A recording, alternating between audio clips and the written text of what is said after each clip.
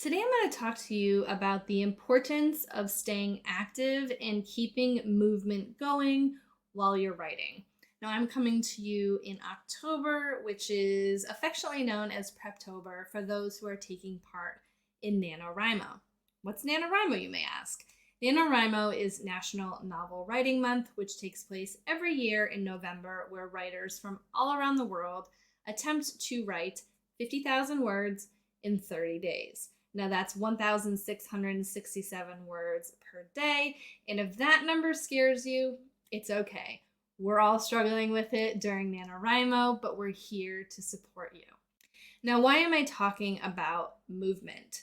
So as writers, we tend to sit at a desk and write for hours on end. Now, if you have not yet built up the stamina to write at least 1,667 words a day, I want to give you a couple of tips to help you get through the month, because it's a marathon and not a sprint, and to do it as healthily as possible.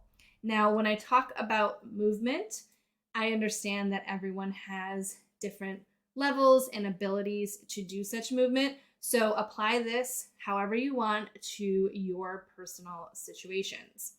Now, I wanted to talk first about the benefits of movement, and then I'm going to talk about some practical tips and also a tech tool that I use to help myself move more throughout the day.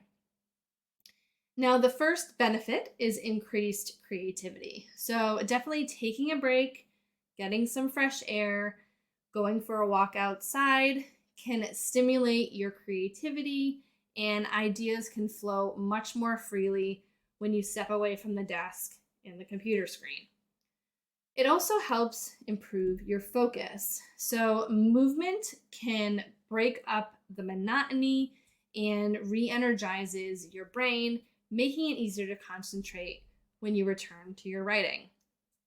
Movement is also a stress reducer.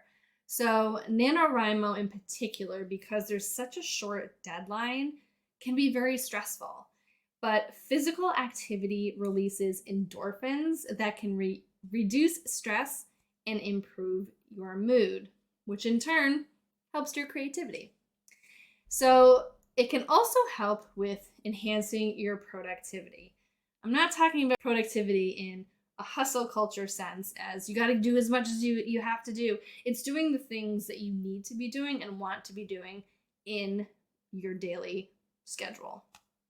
So regular movement in itself can boost your productivity. So even short breaks for exercise, walking up and down some stairs, going for a walk around the block, can lead to more efficient writing sessions for you. Now, how do you do that? So some practical tips for incorporating movement into your writing or nano routine include taking short breaks is one. So I like to use the Pomodoro method of my focusing. So I'll work for 25 minutes and take a 5-minute break.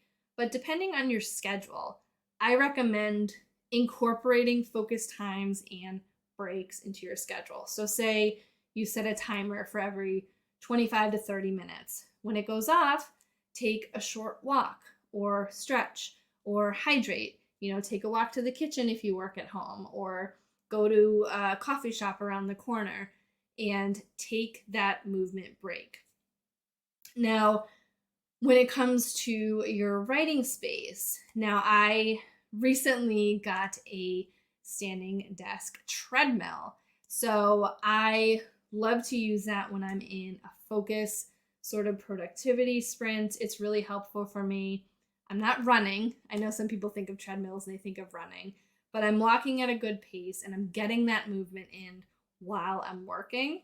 So it can definitely be a game changer. You're sort of killing two birds at once, and it's definitely helped my step count. Now, I know a lot of virtual live streams that go on during NaNoWriMo or throughout the year tend to use these focused time breaks.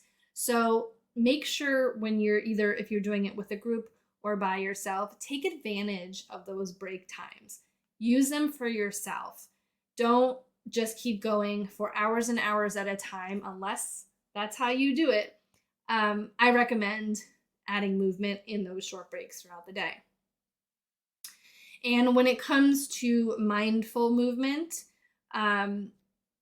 if you are the type of person who does yoga or meditation sessions, removing yourself from your desk to do that is super helpful, and you can increase flexibility and creativity during those times. Now, for me, I don't really love to exercise. I do it because I know it's good for my body, and I do sit a lot when I am writing or working on projects or even at my day job. So one thing that I did outsource is my workouts. So I have been using the CoPilot app for about a year now. And it's one of those things, I don't think I've ever, even any of the times that I've ever had like a gym membership, I've never been as dedicated as I am than with the CoPilot app. So basically with the CoPilot app, you are hooked up with a real life personal trainer. Yes, it's virtual, but you do have a conversation with them. You talk about your goals and things that you want to be doing with your body and things like that. So, and any restrictions that you might have as well. So they create a workout plan just for you, and it's completely customizable.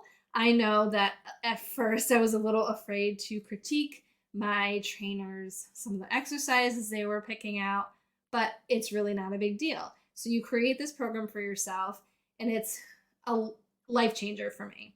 So I check in on my phone, we can chat back and forth, we can send pictures and videos. If you have issues with this particular workout, you can show them a video of you doing it, and they can help course correct how you are doing the workout. It's definitely helpful. It's helpful with accountability and motivation, knowing there's an actual person on the other side waiting for me to complete my workout is super helpful. So as I've been mentioning with my tech tools for this month, I do have a referral code. It basically gives you a free 14-day trial and then 50% off your first month after that.